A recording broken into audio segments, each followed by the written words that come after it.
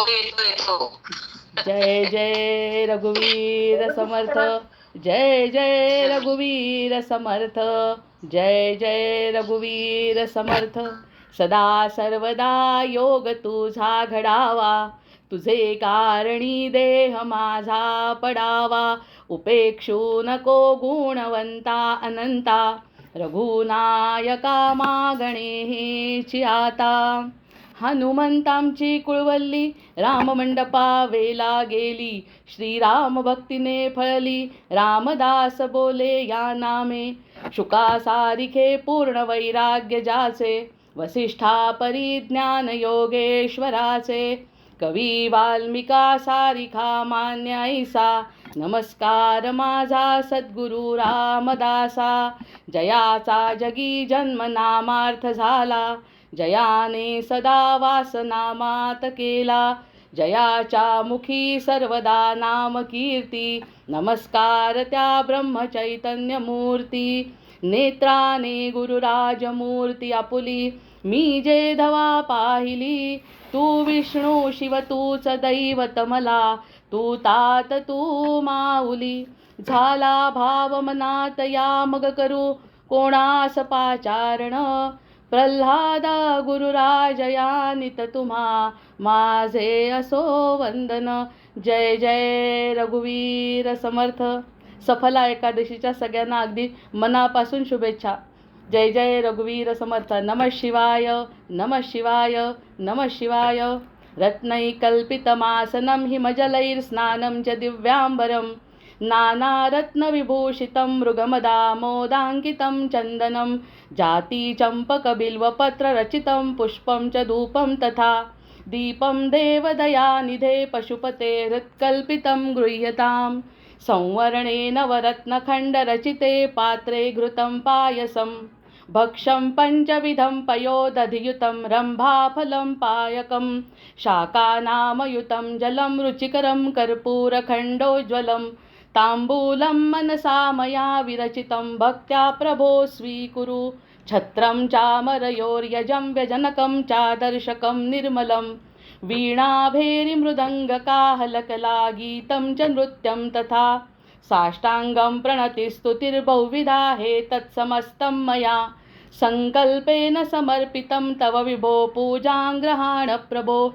आत्मा त्वं गिरिजामतिः सहचरा प्राणात् शरीरं गृहं.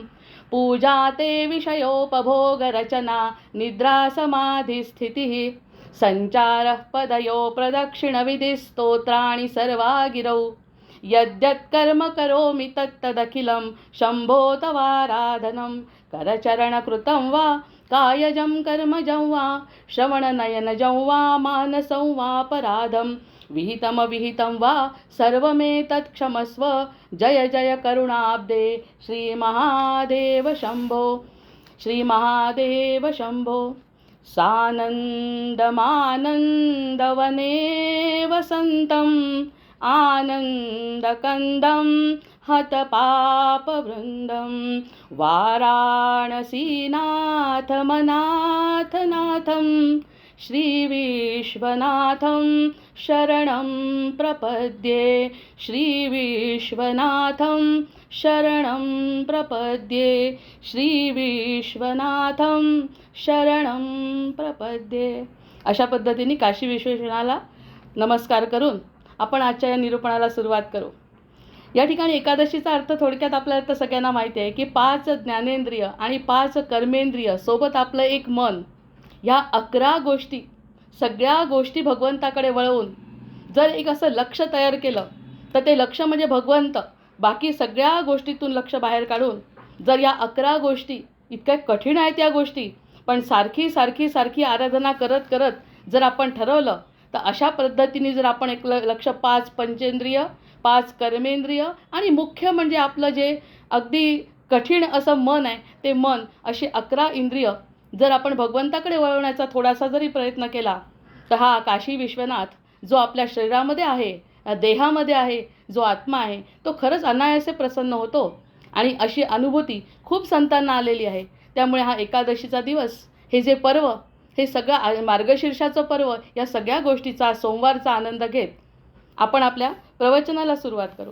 आता बघा, उद्यापासून होतो आहे धुंधुरमास सुरू. उद्यापासून 16 तारखेपासून. तसं सूर्याचं असं आहे की सूर्य 12 राशींमध्ये एक एक महिना प्रत्येक राशीमध्ये राहतो. आणि प्रत्येक सूर्याचं महत्त्व, सूर्य म्हणजे आत्म्याचा कारक आहे. आणि आत्म्याचा कारक आणि तेज, प्रकाश या सगळ्या गोष्टी दाखवणारा हा जो सूर्यनारायण आहे, तो सूर्यनारायण आपल्यासमोर सतत असतो.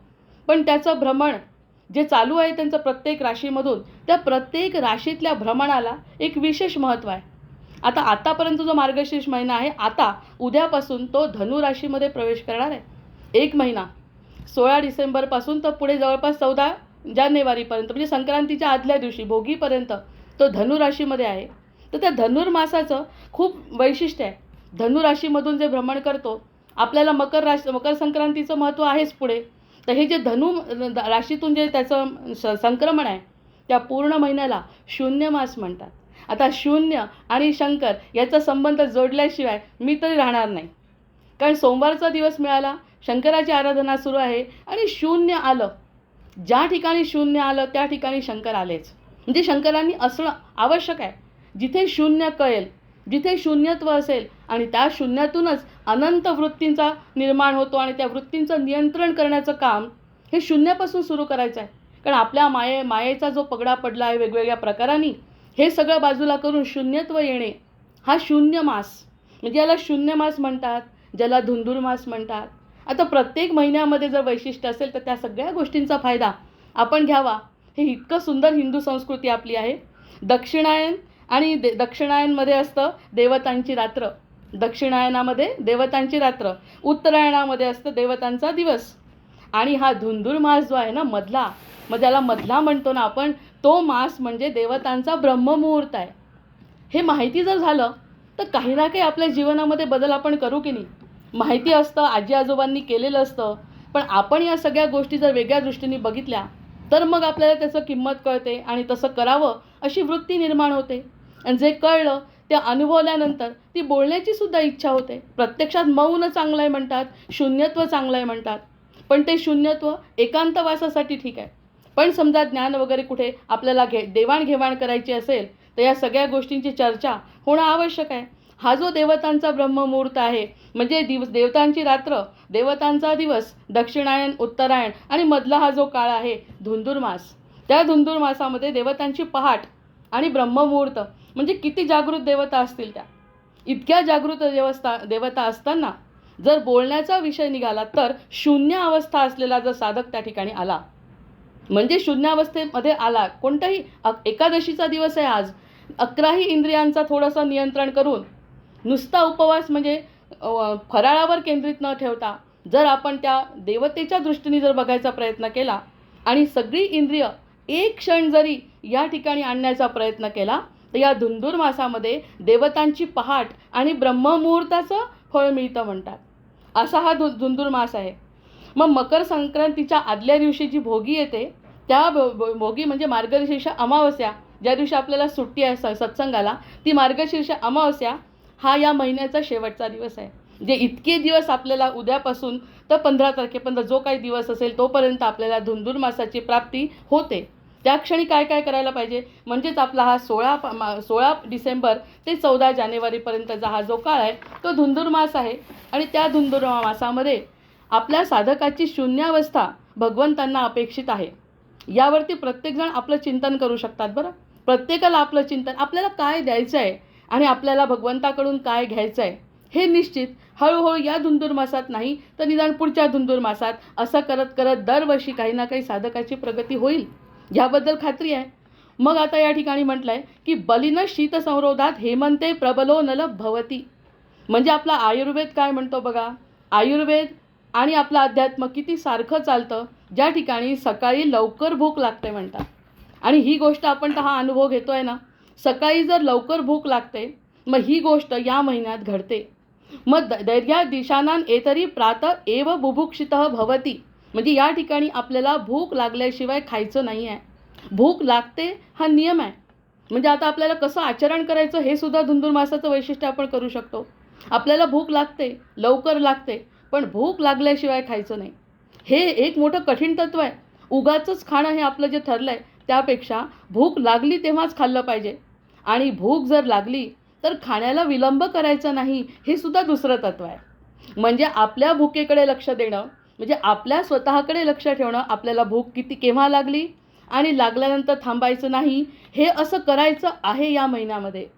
म्हणजे त्याप्रमाणे काय होतं, भूक लागल्यावरही जर अन्न पोटात गेलं नाही तर मग आपल्याला दुसऱ्या प्रकारचा त्रास होऊ शकतो. कारण तो अग्नी जो प्रज्वलित झालेला असतो भुकेनी, तोही काही कारणाने आयुर्वेदाने त्याच्यामध्ये भरपूर सांगितलं आहे की त्यामुळे जो अग्नी प्रज्वलित झाला आहे ते जर अन्न गेलं नाही तर तो विझतो आणि मग थकवा जाणवतो, वजन कमी होतं. या सगळ्या गोष्टींचं अवलोकन आपण आत्तापर्यंत या महिन्यात केलं नसेल, आपल्याला माहितीच नाही, मी तर केलं नाही. त्यामुळे हे पण अवलोकन केल्यानंतर कळलं, अरे असं घडतं आहे. सकाळी जर लवकर उठलो आणि भूक जर लागली तर त्यावेळी खाणं हे आपलं आद्य कर्तव्य आहे. म्हणून धनुर्मासामध्ये प्रातः एवं सूर्योदय झाल्याबरोबर आहार घेणं हे आरोग्याच्या दृष्टीने चांगलं आहे म्हणतात. मग हे सगळं जर आपण करत असू तर ईशान भोगान ही व्यो देवा दास्यन्ते यज्ञ भाविताहा. मग यज्ञ तुष्ट देवता सकलही देतील तुम्हा प्रिय भोग. यामुळे सगळ्या देवता तुष्ट होतात. मग चोर तो खरा तयानं अर्पून घेई त्यांचा उपभोग. आता असं न करता जो उपभोग घेतो, म्हणजे देवतांना दाखवून जे काही तुम्ही शिजवाल, जे काही अन्न आपल्या घरामध्ये होईल तो नैवेद्य समजून, जेव्हा आपल्याला भूक लागते तेव्हा आपण तर खायचंच आहे, पण ते खाण्याच्या आधी नैवेद्य दाखवण्याची परंपरा अतिशय महत्त्वाची आहे. आपला अग्नी प्रज्वलित झाला आहे, आपण देवाला नैवेद्य दाखवतो आहे आणि देवाला नैवेद्य दाखवल्यानंतर हा जो यज्ञ पूर्ण होणार आहे त्या यज्ञामुळे देवता तुष्ट होतात, हा अनुभव आहे. त्यामुळे वजन कमी होणे आणि शारीरिक थकवा जाणवणे असं होणार नाही. असं जर होत असेल तर आयुर्वेदाने असं सांगितलं आहे. आणि गीतेमध्ये मी सुगीतेतलं वाक्य आत्ता सांगितलं, यज्ञतुष्ट देवता सकलही देतील तुम्हा प्रिय भोग. चोर तो खरा तयानं अर्पून घेई त्याचा उपभोग. आणि याला न दाखवता, सूर्यनारायणाला न दाखवता जर आपण त्याचा उपभोग घेतला तर तो चोर ठरतो. याचं कारण त्यांनी पुन्हा म्हटलं अध्यात्मामध्ये, इंद्र, वरुण, अग्नी, सूर्य अशा अनेक देवतांमुळे आपल्याला भोग्य पदार्थ उपलब्ध होत असतात, हे आपल्याला कळत नाही. या सगळ्या गोष्टी कळण्यासाठी हा धुंधुर्मास आहे. पुढे मकर संक्रांत आहे, तिळाचं महत्त्व आपल्याला सांगणार आहे. हे जे अन्न आलेलं आहे ते सगळं आपल्याला लवकर भूक लागली आहे, लवकरच सेवन करायचं, भूक लागल्यानंतर थांबायचं नाही. आणि जेव्हा भूक लागली आहे तेव्हा भगवंताला नैवेद्य अर्पण करून, म्हणजे इंद्र, वरुण, अग्नी आणि सूर्य हे चारही देव त्या ठिकाणी प्रसन्न होतात. जेव्हा आपण स्वतः अन्न खातो, म्हणजे देणारा तो, खाणारा आपण, जर त्यांना नैवेद्य दाखवून आपण खाल्लं तर प्रसन्न ते होतात. मग या व्रताची सांगताच आहे एक प्रकारची. आणि म्हणून आपण आपला भोग घेण्यापूर्वी थोडा तरी त्यांना अर्पण करणं, आणि त्यांना जर भोग न देता स्वतः उपभोगलं तर गीतेमध्ये चोर म्हणतात आहे भगवंत त्याला. असं न देणारे, म्हणजे आत्तापर्यंत आपण चोर ठरलो की नाही, आत्तापर्यंत आपण चोरी केली की नाही. मग प्रत्यक्षात म्हणतो आपण सत्वगुणी आहोत, आम्ही असं काही वाईट केलेलं नाही, कारण आपल्याला स्वतःच्या चुका कधी कळत नाहीत. आपण अगदी अज्ञानात, पूर्ण अज्ञानात असतो. मग या सगळ्या गोष्टी जेव्हा पुढे येतात तेव्हा आपल्याकडून न कळता काय घडलं आहे हे जर कळलं तर या सगळ्या गोष्टी टाळून आपलाच देह आपल्याला सुदृढ करायचा आहे. आणि आपला देह सुदृढ होण्यासाठी या भगवंतांची आराधना या अन्नातून होते. हे जे अन्न आपण खाणार आहे त्या अन्न त्याला दाखवून, त्याची आराधना करून, नैवेद्य दाखवून जर सकाळी सकाळी आपण खाल्लं तर त्याचा परिणाम आशीर्वादामध्ये आपल्याला मिळतो. मग धनुर्वातात सकाळी कितीही कळकळून भूक लागली असली तरी ताजे ताजे गरम गरम अन्न करून खावे. अन्न खाण्याच्या आधी भगवंताला नैवेद्य दाखवावा. इतकं साधी गोष्ट जर आपण महिनाभर केली, जे आपणच खाणार आहे, जे आपण खातच असतो, पण त्यांनी 2 तत्व सांगितले आहे. भूक लागल्यावर खायचं नाही असं नाही, आणि भूक लागली नाही तर खायचं नाही. या 2 गोष्टी स्वतःवर ठरवून आणि त्यानंतर तसं अन्न शिजवायचं.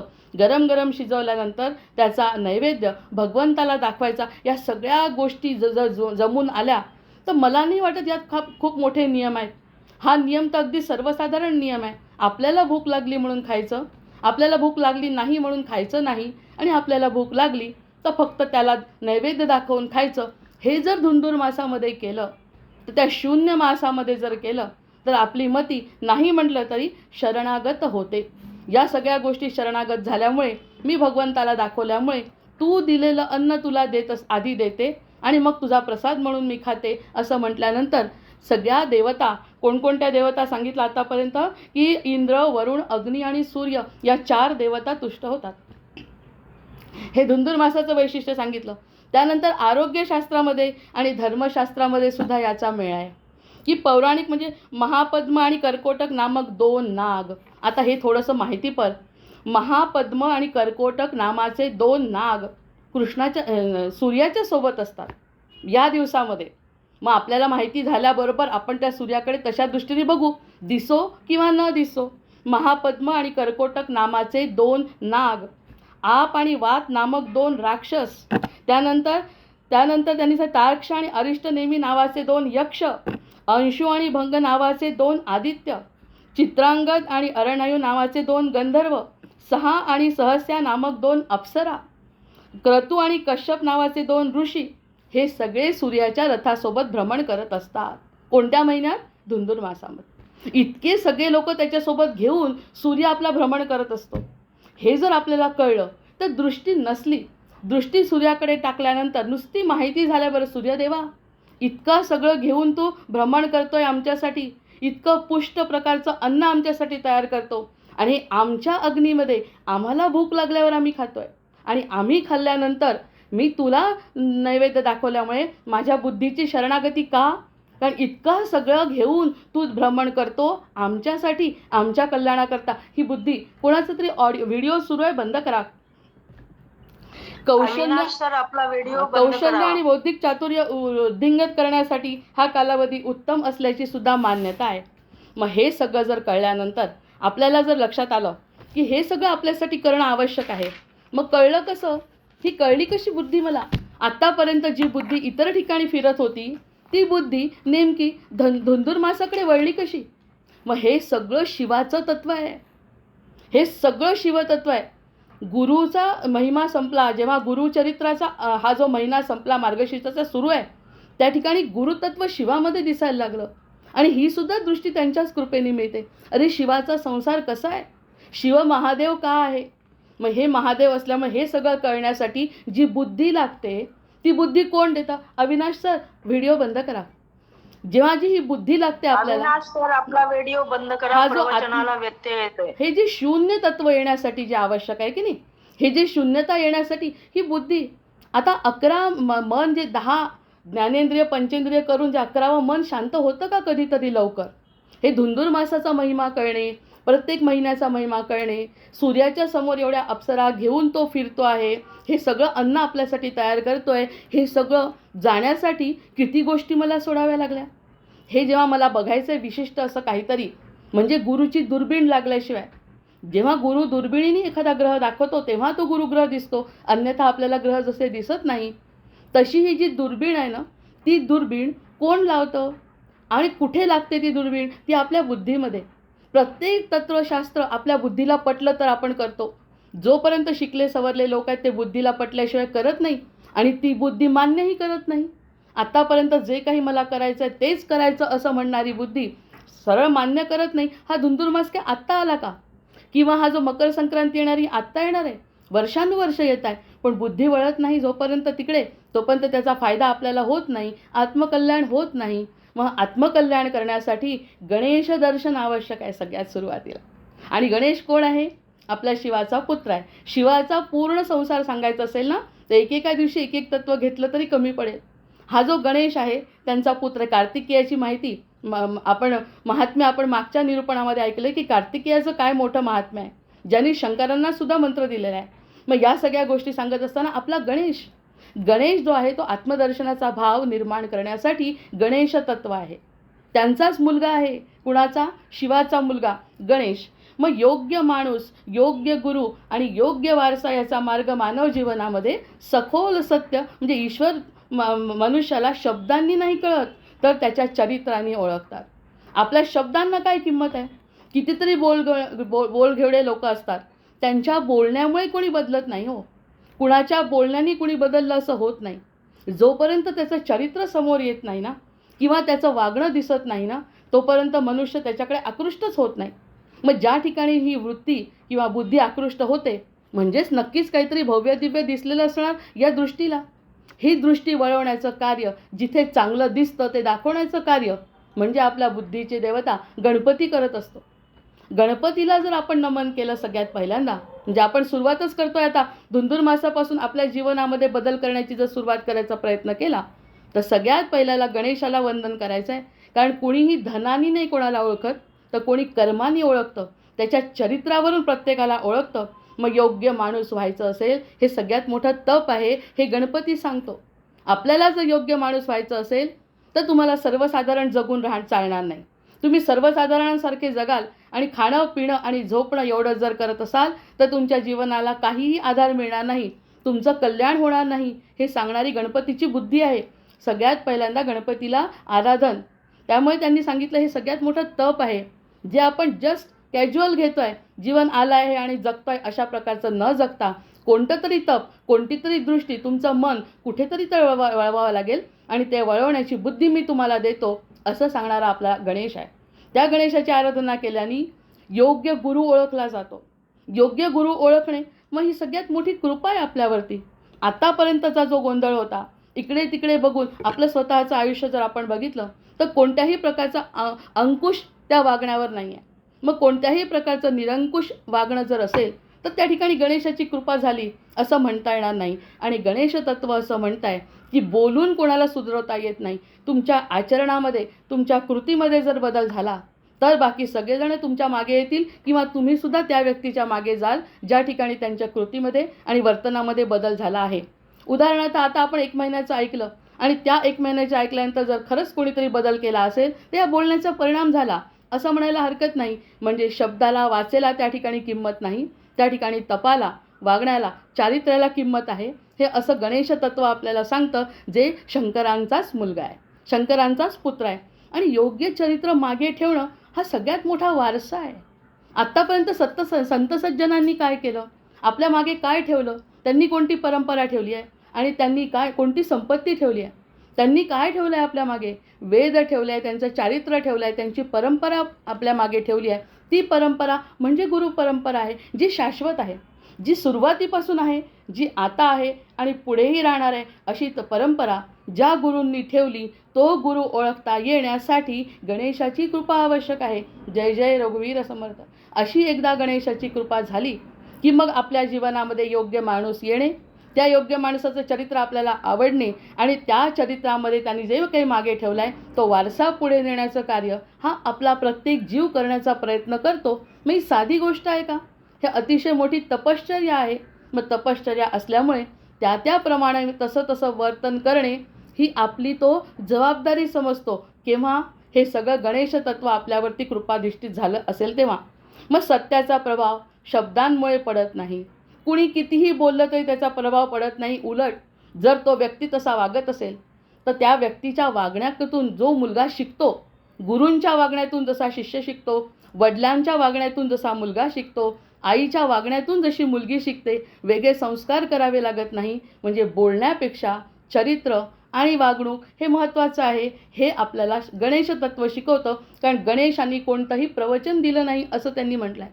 कोणत्याही प्रकारचं प्रवचन न देता स्वतःच्या देहाकडे बघितल्याबरोबर मी कसा आहे हे गणेश तत्व सांगत असतं. मग त्यातून ज्या व्यक्तीला जे घ्यायचं आहे ते घेतल्याने त्याचं कल्याण होतं म्हणतात.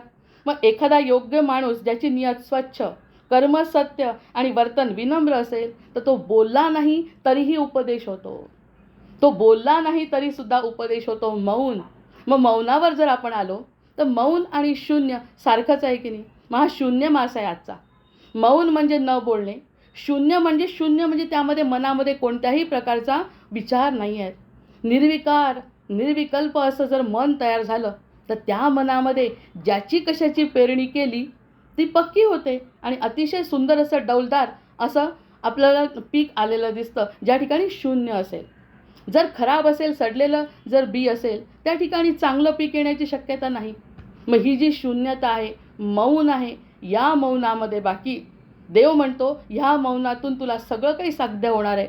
जो मौनात असेल त्याच्याकडे पाहून जर तुला काही शिकता येत असेल तर ते सगळ्यात उत्तम शिक्षण आहे. म्हणजे बघा, आत्तापर्यंत जे शिकलो, जे शब्द आपण शिकलो, ज्या शब्दांच्या भरोशावर आपण स्वतःला विद्वान समजलो, या सगळ्या गोष्टी तिथे थिट्या पडत आहेत. हेच तर शिकवायचं आहे गणेशांना. गणेश म्हणतात बोलण्यापेक्षा आमच्या आचरणातून आणि कृतीतून जर एखादा व्यक्ती बदलत असेल, आता सांगितल्याबरोबर जर बदल झाला असेल, कारण कधीतरी आचरण कोणाचं तरी पाहिलं असेल, हो आमचे आजोबा या महिन्यामध्ये असंच करायचे, आमचे आजोबा या दिवसात बोलत नसायचे, हे जर एखाद्या वेळेस आठवलं तर हे शब्द मार्गदर्शक ठरू शकतात. म्हणजे ज्या ठिकाणी मौन आहे त्या ठिकाणी शंकर असतो. जय जय रघुवीर समर्थ. मौनामध्ये शंकर. मग आपण जर मौनात गेलो तर आपला आत्मा शांत होतो का, हा प्रश्न आहे विचारायचा मनाला. मौनात गेल्यानंतर शांत होतो का बोलून मला शांत वाटतं? जास्त बोलून दुसऱ्याला दुखवून जर मला शांत वाटत असेल तर शिवतत्व अजून आतमध्ये आलेलंच नाही. शिवतत्व म्हणताय, गणेश सांगतोय आपल्याला की जर तुम्ही शांत झाले, जर तुम्ही मौनात गेले, तुम्हाला कुणालाच काही बोलायची इच्छा नाही आणि तरीही समाधान मिळत असेल तर ती जी बुद्धी आहे ना ती मी दिलेली आहे म्हणतो तुम्हाला. मग आत्तापर्यंत जी मागितली बुद्धीची, बुद्धी दे गणनायका. मग अशा प्रकारची गणनायकाला जर बुद्धी मागितली आजपासूनच तर हा पूर्ण महिना रोज काही ना काही नवीन आपल्याला शिकता येईल आणि ते शिकून दाखवायची गरज राहणार नाही, ते फक्त अनुभवता येणार आहे. अशा प्रकारचं जर आपल्याला काही करता आलं शून्य महिन्यामध्ये उद्यापासून, आणि आज एकादशीचा दिवस आहे, एकादशीच्या दिवशी तर आपल्याला सांगितलंच आहे की 5 कर्मेंद्रिय, 5 ज्ञानेंद्रिय आणि आपलं मन सगळं भगवंताकडे लावायचं आहे. हे माझं बोलणंसुद्धा कशासाठी, कारण ते कर्म करणं माझं कर्तव्य आहे.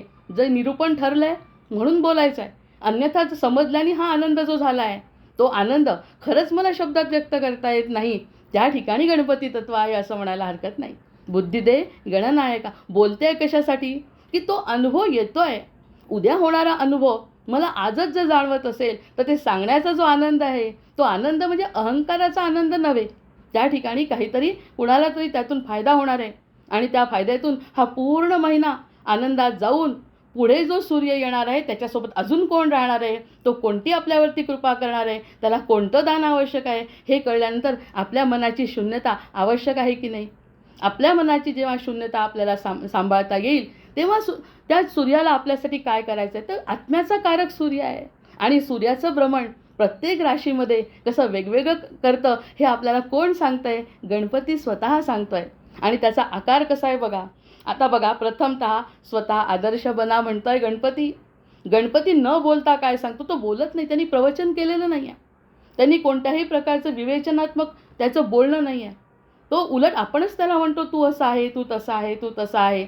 आपण जेव्हा अथर्वशीर्ष म्हणतो तू तसा आहे, तू तसा आहे, तो म्हणतच नाही मी असा आहे, तो त्याच्या वागण्यातून दाखवतो आहे ना. मग ते वागण्यातून दाखवायचं असेल तर तो स्वतः म्हणतो स्वतः आदर्श बना. म्हणजे गणपतीची बुद्धी तुम्ही घेतली असं म्हणायला हरकत नाही. स्वतः आदर्श बना आणि मग जगायला शिका आणि शिकवा. मग जगायला शिका आणि शिकवा. गणेश कुणाला प्रवचन देत नाही आणि त्याचा प्रत्येक अवयव म्हणजे उपदेश आहे. अहो शिवतत्वच इतकं गोड आहे. म्हणजे शिव हा महादेव काय आहे, राम असो कृष्ण असो, कृष्णाचा तर यादव वंश संपला, रामांचं सुद्धा लवकुशाचं एवढं नाही आहे काही पुढे, पण महादेव म्हणजे त्यांचं पूर्ण कुटुंबच त्यांच्याकडून शिकण्यासारखं आहे. ते शून्यात नेणारं कुटुंब, एकूण एक त्यांचे व्यक्ती, त्यांच्या कुटुंबामध्ये जे आहे त्याच्यावरती 1 दिवसाचं प्रवचन होणार आहे. एक रोज एक नंदी काय त्याचा, गंगा काय त्याची, काशी काय त्याची, हे सगळं प्रवचनातलं आहे. त्यातला आपला हा सुरुवात आहे धुंदुरमासाची, म्हणून गणपतीबद्दल बोलते. मग हे जे गणपती म्हणतोय त्याचा ना प्रत्येक अवयव उपदेश आहे. मग आपला अवयव असा उपदेश होत असेल का. आपण जर उठसूट कुणाला मारलं तर आपला हात हा कुणाला उपदेश करण्याच्या लायकीचा होईल का. आपण सतत जर क्रोधाने लोकांकडे बघितलं तर आपले डोळे उपदेश करू शकतील का की तुम्ही चांगलं वागलं पाहिजे. मग गणेश म्हणतोय माझ्याकडे बघून माझा प्रत्येक अवयव हा असा शिकण्यासारखा आहे असं तोही म्हणत नाही. आपल्याला ती बुद्धी देतो, समजून घ्या. तो स्वतः बोलतच नाही, तो मौनातच आहे. तो त्याचं वागणं, त्याचं चरित्र आहे त्याबद्दल शिका म्हणतो, तो बोलत नाही. बोलायला आपल्याला सांगतोय की माझ्याबद्दल बोलले तर असं बोला.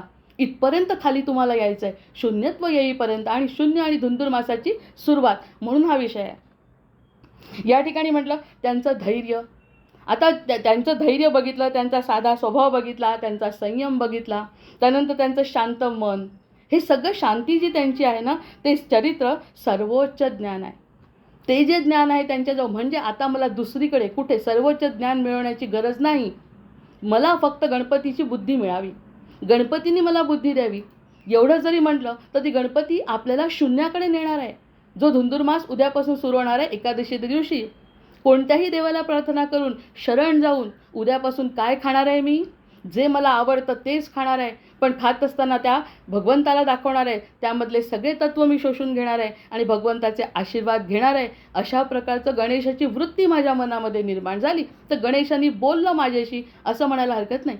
कारण गणेश म्हणतात मी प्रवचन करत नाही, मला मला रिझल्ट पाहिजे, रिझल्ट ओरिएंटेड आहे म्हणतात मी. तुम्हाला जर शंकरापर्यंत पोचवायचं असेल, जीवा आणि शिवाचं मिलन जर घडायचं असेल तर गणपतीसारखं हे तत्त्व तुम्हाला जीवनामध्ये आणणं आवश्यक आहे. हे न बोलता सांगणारा भगवान आहे. नाही तर प्रत्येकाने उपदेश केले आहेत, प्रत्येकाने. म्हणजे महादेवांच्या कुटुंबातल्या प्रत्येक व्यक्तीचं वैशिष्ट्य, कार्तिकेयाचं वेगळं आणि आज जे गणेशाचं सांगताय ते न बोलता, त्यांची सोंड पहा, त्यांचे डोळे पहा, त्यांचे कान पहा, या सगळ्यामधून आपण सगळ्या गोष्टी शिकण्यासारख्या आहे. त्याग पहा त्यांचा. सगळ्या त्यागानंतर मग हे जर सर्वोच्च म्हणून योग्य माणूस बनणे, सगळ्यात महत्त्वाचं म्हणजे योग्य माणूस बनायचं असेल तर ती कशामुळे बनतो? बुद्धीनी. तसं हृदय आपलं चांगलंच आहे, हृदयामध्ये भगवंताचा वास आहे, पण ते मानत नाही म्हणून आपण अन्याय करतो, अज्ञानी असतो. मग अज्ञानी आणि ज्ञानामधला सगळ्यात महत्त्वाचा फरक म्हणजे बुद्धी दिलेली गणपतीनी ती शून्यात नेली म्हणजे हा माझा सर्वोच्च ज्ञान आहे. मला माझं स्वतःचं काही कळत नाही असं म्हणावं वाटणं ही गणेशाची कृपा आहे. गणेशाची कृपा जर व्हायची असेल तर मला काहीही कळत नाही असं गणेश स्वतः पण म्हणतो आणि आपण जर तसं म्हटलं तर आपण त्याचे प्रिय होतो. आपण त्याचे प्रिय होतो. म्हणून योग्य माणूस बनणे म्हणजे सत्य, नम्रता, सेवा आणि स्वच्छ नियतीचे पालन जर कोणी करत असेल तर त्या ठिकाणी त्या व्यक्तीमध्ये गणेशाचं मूलदर्शन होतं म्हणतात. गणेशाचं मूलदर्शन जर व्हायचं असेल तर त्याच्यासारखं बनायचं.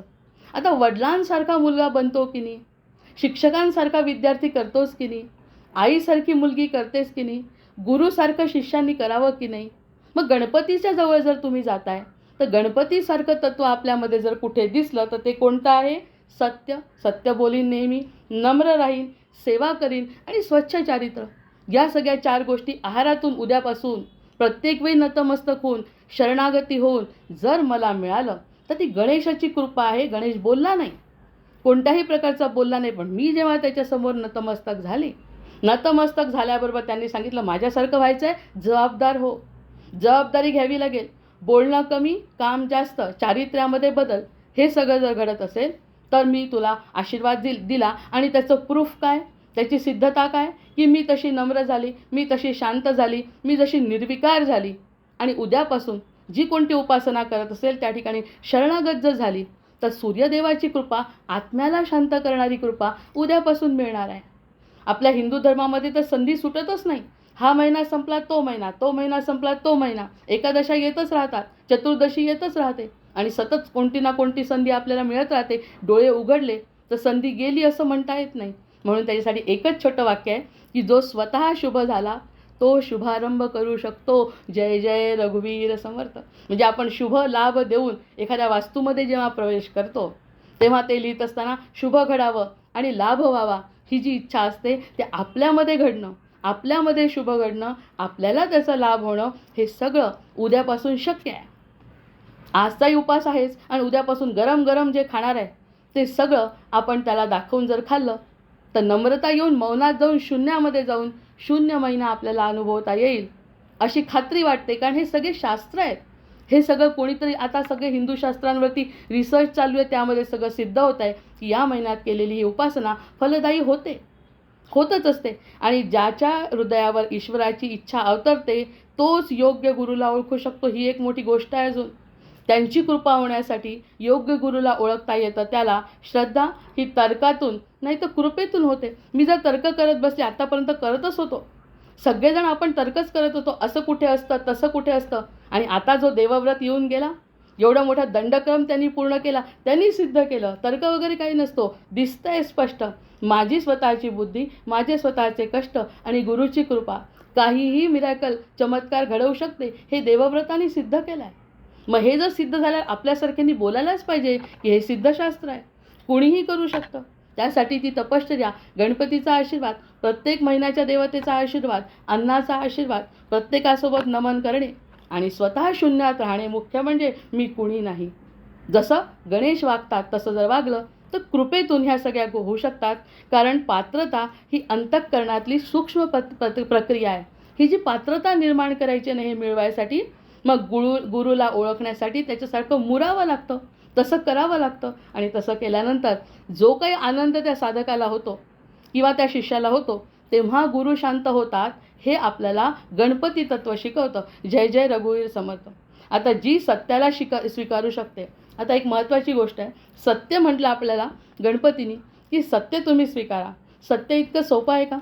सत्याला स्वीकारण्यासाठी सगळ्यात मोठा अडथळा कुणाचा असेल माहिती आहे? आपल्या बुद्धीचा. आपली बुद्धी म्हणते हे सत्य नाही. मला एखाद्या गोष्टीचा त्रास झाला आणि मला जर एखादी अडचण आली, मला जर एखादं दुःख झालं तर बुद्धी लागलीच म्हणते हे सत्य नाही. सत्य हे की मला का त्रास होतो आहे, मला त्रास होतो हे जे सत्य आहे. तप करत असताना जर मला कोणत्या गोष्टीचा त्रास झाला तर या गोष्टीला बुद्धी सगळ्यात मोठा अडसर आहे.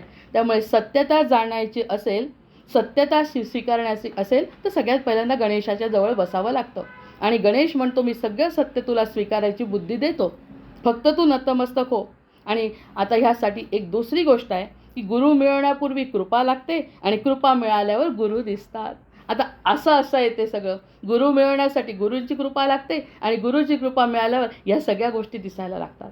आता या सगळ्या एकात एक आहे. जे आत्तापर्यंत हा जो प्रांत सुरू झाला आहे की नाही अध्यात्माचा, किंवा आपल्या सत्संग मंडळातून जे काही आपलं उद्बोधन होत असतं त्या मंडळाकडे येताना बुद्धीला नाही म्हटलं तरी खूप त्रास झाला. अरे कितीतरी गोष्टी सोडाव्या लागतात, सिरियल सोडावे लागतात, कुणाच्या कागळ्या सोडाव्या लागतात. हे सगळं सोडून इथे ऐकायचं आणि त्याप्रमाणे वागायचं. वागत असू तर गुरुची कृपा झाली, नसेल वागत तर अजून वेळ आहे. या सगळ्या गोष्टी करण्यासाठी वेळ आहे. म्हणून गणेश हे रुद्धी सिद्धीचे अधिपती आहेत. म्हणजे ग्रहण कृपा करण्याची क्षमता आणि समजावण्याची बुद्धीसुद्धा तेच देतात. मग हे सगळं जर होत असेल, हे सगळं जर शास्त्र आपल्यासमोर करतं आहे तर आपल्याला काय करावं लागेल म्हणतात आहे ते? आपल्याला फक्त त्याला रोज म्हणावं लागणार आहे गणपतीला की ही जी बुद्धी दे गणनायका, कारण बुद्धीच्या शिवाय या क्षेत्रामध्ये मी जाऊ शकत नाही. माझी बुद्धी शून्य झाल्याशिवाय, मी शरणागत झाल्याशिवाय मला कोणतीही गोष्ट प्राप्त होणार नाही. कारण मी स्वतःला मोठं समजते तोपर्यंत दुसऱ्याचं दिव्यत्व आपल्या दृष्टीला पडू शकत नाही. म्हणून ज्ञान त्यालाच कळते ज्याची दृष्टी गणेश कृपेने सिद्ध होते. ज्याची दृष्टी गणेश कृपेने सिद्ध होते. म्हणून प्रथम पूजेचा मान श्री गणेशांना आहे. मग आत्तापर्यंत ह्या देवतेचं वैशिष्ट्य असं आहे, शिवांचं वैशिष्ट्य जर सांगायचं असेल तर त्या शिवाचं वैशिष्ट्य असं आहे की त्याचा जो मुलगा आहे तो मुलगासुद्धा आपल्याला मुक्त करण्यासाठी सिद्ध आहे. तो सुद्धा त्याच्या वडिलांजवळ नेऊन ठेवतो आणि बोलत काहीच नाही. माझं वागणं बघा, सत्यज्ञानाचं द्वार ते उघडतात. गणेश जे आहे ते सत्याचं ज्ञान उघडतात आणि त्यामुळे श्रवण आणि ग्रहण हे विवेकातून जन्मतात, तर अहंकारातून नाही. हे जे खरं ज्ञान मिळतं आहे ना, हे मिळण्यासाठी बुद्धी आपल्याला गणेशाकडे मागावी लागते. म्हणून ओम गणपतये नमः हा जो सिद्ध मंत्र आहे तो म्हणत आपण त्याची आराधना करतो. ज्याला जसं वाटतं तशी आराधना केली तर तेच त्याला फळ मिळतं. कारण अंतःकरणामध्ये समाधान आणि शांतता असल्याशिवाय पुढचं काहीच घडत नाहीत म्हणतात हे गुरु शिव. जे जीवनामध्ये येतील, कारण नराचा नारायण, जीवाचा शिव हे जर व्हायचं असेल, हेच तर आपलं अंतिम तत्व आहे. हे जर व्हायचं असेल तर आतमध्ये शांतता असल्याशिवाय काहीच होणार नाही. क्रोध असेल, चिडचिड होत असेल आणि आपला कुणावरही विश्वास नसेल तर या गोष्टी शक्य नाही आहे ना. त्यामुळे गुरुतत्व म्हणजे नेमकं काय आहे? मग शिवतत्व आणि गुरुतत्व म्हणजे नेमकं काय आहे? की अशी कोणती दिव्यता दडलेली आहे की ज्यामुळे हा प्रत्येक जीव त्याकडे आकर्षित होतो? हा प्रश्न गहन आहे की नाही? पण ह्याचं अगदी साधं उत्तर मला मिळालं आहे. म्हणजे वाचता साधं उत्तर मला मिळालं आहे. असं वाटतं की आता हे जे वाटतंय गणेशाची कृपा झाली असेल आणि जर असं वाटायला लागलं हे सगळं खरं आहे. आपण चैतन्य सत्संगात असतो हे खरं आहे. आपण चांगली पुस्तकं वाचतो हे खरं आहे. आपण चांगल्या लोकांच्या सान्निध्यात आहोत हे खरं आहे. आपल्याला स्वतःचं कौतुक करून घ्यायचं नाही हे खरं आहे. हे सत्य आहे. हे जे ज्ञान जर खूप दिवस मुरलं असेल मनामध्ये प्रत्येकाच्या, आता कुठे ना कुठे ऐकून सगळ्यांना खूप आनंद होतो आणि हा जो आनंद मुरला असेल ना तर त्या ज्ञानाला ते ज्ञान म्हणजे गुरु आहे. ते ज्ञान म्हणजे गुरु आहे. प्रत्यक्ष गुरुचं तत्त्व कसं आहे बघा, शिवाचं तत्त्व कसं आहे, त्या शिवातत्वापर्यंत हळूहळू येते. ते जे आता ज्ञान मिळालं, काय मिळालं की उद्याचं काहीतरी आहे, या महिन्यामध्ये असं करायचं आहे, हे महिन्यामध्ये असं करून असं शांत वाटतं आणि असं केल्यानंतर जर मला शांत वाटत असेल तर ते करण्याचं जे ज्ञान कुठून का मिळेना? पुस्तकातून मिळो, वहीतून मिळो, कोणाच्या बोलण्यातून मिळो, टी व्हीमधून मिळो, ते जे ज्ञान मिळालं आहे ना, ते ज्ञान गुरुतत्व आहे. मग आता गुरुला एकत्र बघण्याचं कारण नाही. मग ब्रह्मानंदम परमसुखदम केवलम ज्ञानमूर्तीम द्वंद्वातीतम त्रिगुणरहितम सद्गुरूं तन्नमामि, असं थोडक्यात म्हणते की जो ब्रह्मानंद मिळतोय तो कशामुळे मिळतोय? आत्तापर्यंत मिळत होता का? एखाद्या साधकाला खूप पूजा अर्चा करून जर त्रास होत असेल, समाधान नसेल, तर ते गुरुतत्व नाही. समाधान हे जे ज्ञान आहे ते म्हणजे गुरु आहे. त्यामुळे ब्रह्मानंदम म्हटल्यानंतर आपण रामाची जेव्हा उपासना करतो, रामाची उपासना करताना रामाचा श्लोक म्हणतो, राम डोळ्यासमोर येतो. कृष्णाची उपासना करतो, कृष्णाचा श्लोक म्हणतो, कृष्णाष्टकामध्ये कृष्ण डोळ्यासमोर येतो. पण गुरुतत्वामध्ये ब्रह्मानंदम परमसुखदम हे स्पष्ट म्हटलं आहे की जो ब्रह्मानंद तुम्हाला मिळतोय किंवा तुम्ही कोणाला देण्याचा प्रयत्न करत असाल, ते जे सत्य आहे ते ज्ञान म्हणजेच गुरु आहे. गुरु म्हणजे काही वेगळं दुसरं नाही. म्हणजे तुम्ही कुठूनही घ्या, कुणालाही गुरु माना, पण जर तुम्हाला आनंद होत असेल त्या ठिकाणी एक क्षणाचा जरी, मग 1 तासात जरी आपल्याला एक कण आनंद मिळाला तर तो म्हणजे गुरुतत्व आहे. पण फक्त आता जबाबदारी हे सांगितलं, आता कुणीतरी सांगितलं, गणेशांनी सांगितलं की हे सांगायचं नाही आहे. तो प्रत्येकाचा स्वतःचा अनुभव आहे जो त्याच्या बुद्धीला मी देईन.